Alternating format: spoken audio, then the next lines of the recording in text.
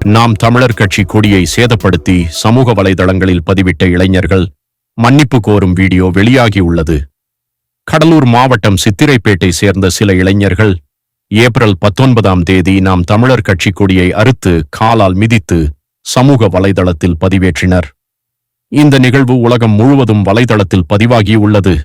இதற்கு காரணமானவர்கள் மீது வழக்கு பதிவு செய்து நடவடிக்கை எடுக்க வேண்டும் என நாம் தமிழர் கட்சி நிர்வாகி சாமி ரவி கடலூர் மாவட்ட காவல் கண்காணிப்பாளரிடத்தில் மனு அளித்தார். இதனையடுத்து நாம் தமிழர் கட்சி கொடியை அவமதித்ததாக கூறப்படும் இளைஞர்கள் மன்னிப்பு கோரி வீடியோ வெளியிட்டுள்ளனர். தேர்தல் பிரச்சாரத்திற்காக நாம் தமிழர் கட்சியின் வேட்பாளர் சென்று வந்த நிலையில் அப்பொழுது கட்டப்பட்டிருந்த கொடியினை அறுத்து சேதப்படுத்தியதாகவும் இதன் பின் இதுபோன்ற செயல்களில் ஈடுபட மாட்டோம் என வெளியிட்டுள்ளனர்.